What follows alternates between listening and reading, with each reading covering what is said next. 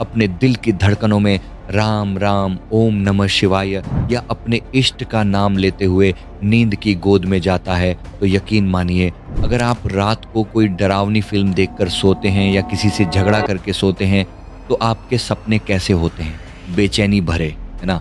यानी subconscious mind पर राज करता है। अब फैसला आपका है कि आप उन 8 घंटों में अपने दिमाग को चिंताओं के हवाले करना चाहते हैं, या आप अपने मन को मोबाइल की स्क्रीन पर स्क्रॉल करते हुए थकाएंगे? रात का अंधेरा हम सबके लिए एक जैसा ही होता है, लेकिन कभी गौर किया है कि कुछ लोग जब बिस्तर पर लेटते हैं तो उनकी रात और आपकी रात में जमीन आसमान का फर्क होता है?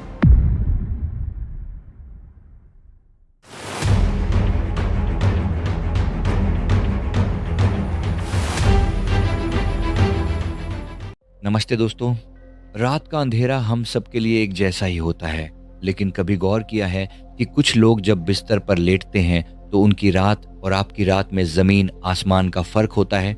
हम में से ज्यादातर लोग जब सोने जाते हैं तो दिन भर की भागदौड़, थकान, किसी से हुई कहा सुनी या कल की चिंताओं का बोझ लेकर बिस्तर पर गिरते हैं।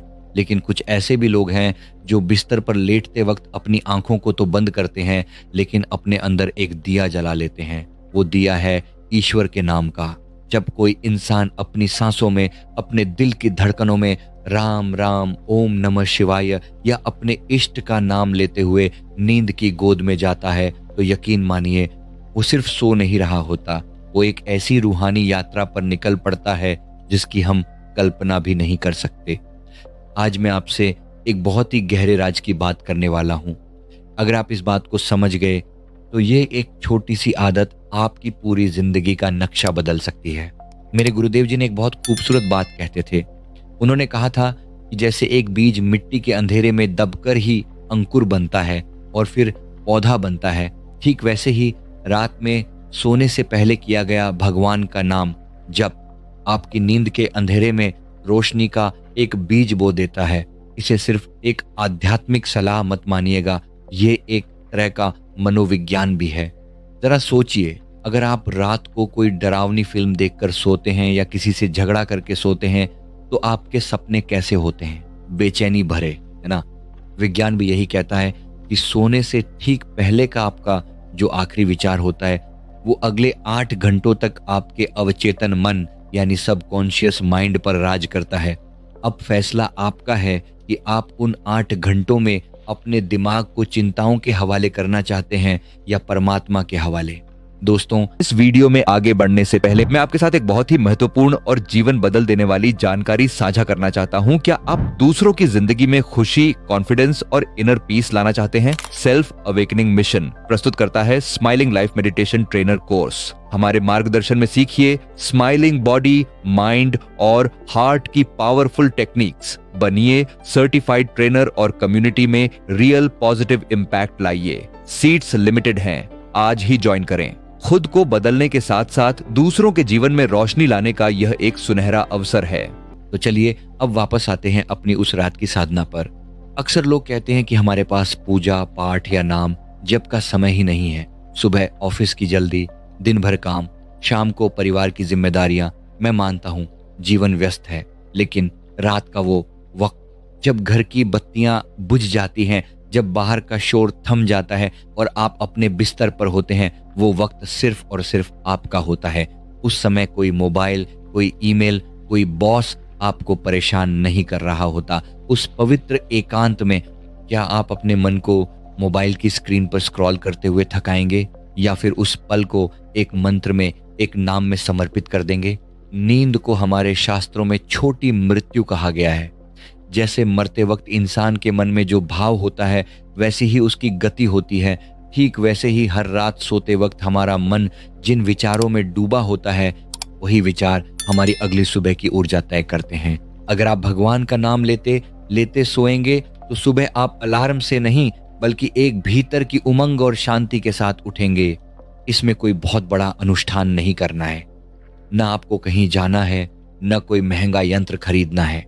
बस अपने बिस्तर पर लेट जाइए, शरीर को ढीला छोड़ दीजिए और अपनी सांसों की गति को महसूस कीजिए। और फिर हर आती जाती सांस के साथ अपने प्रभु का नाम जोड़ दीजिए। इसे सिर्फ होठों से नहीं, अपने दिल से पुकारिए, जैसे एक छोटा बच्चा अंधेरे में अपनी माँ को पुकारता है। आप जानते हैं, ओम या किसी भी मंत्र के उच्चारण से जो कंपन पैदा होता है, वो आपकी रीढ़ की हड्डी से लेकर आपके मस्तिष्क तक की सोई हुई ऊर्जा को जगा सकता है। जब आप इस कंपन के साथ सोते हैं, तो रात भर आपका शरीर एक मंदिर बना रहता है। यह एक ऐसी मौन साधना है जो आपको दिखाई नहीं देगी, लेकिन कुछ ही दिनों में आपको अपने स्वभाव में फर्क दिखने लगेगा। आप पाएंगे कि अब आपको गुस्सा कम आता है, बेचैनी कम होती है और चेहरे पर एक अलग ही ठहराव आ गया है। ये कोई जादू नहीं है, ये उस रात भर चली अवचेतन मन की सफाई का नतीजा है। जो लोग इस आदत को अपना लेते हैं, उनके लिए सपने भी बदल जाते हैं। वो ऊल जुलूल सपने देखना बंद कर देते हैं।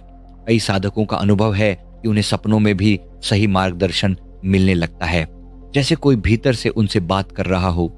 इसे स्वप्न योग भी कहते हैं, जहां नींद केवल शारीरिक आराम नहीं, बल्कि आत्मा का परमात्मा से संवाद बन जाती है। अब आप सोच रहे होंगे कि कौन सा नाम ले। देखिए, नाम जप का मतलब रटाया मंत्र बोलना नहीं है। अपनी जरूरत को पहचानिए।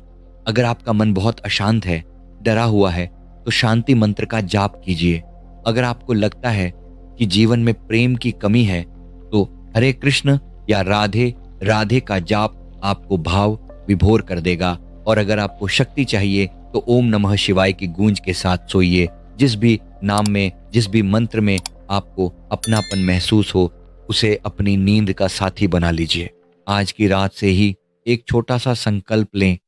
बिस्तर को सिर्फ थकान मिटाने की जगह मत बनाइए, इसे अपनी आत्मा की उड़ान का रनवे बनाइए। आज जब आप लेटें, तो सारी दुनिया को गुड नाइट बोलने के बाद अपने अंतर्मन में उस परम शक्ति को हेलो बोलें। तब तक नाम जपते रहें जब तक कि नींद आपको अपने आगोश में न ले ले। यकीन मानिए, जब आप ईश्वर का नाम लेते हुए सोएंगे, तो ईश्वर आपकी नींद का पहरेदार बन जाएगा।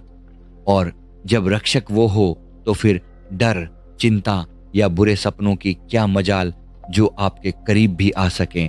तो बस आज रात एक कोशिश करके देखिए, शायद कल की सुबह आपकी जिंदगी की सबसे खूबसूरत सुबह हो। आशा करता हूं कि ये वीडियो आपको पसंद आई होगी। वीडियो पसंद आई तो वीडियो को लाइक करें और कमेंट करना ना भूलें।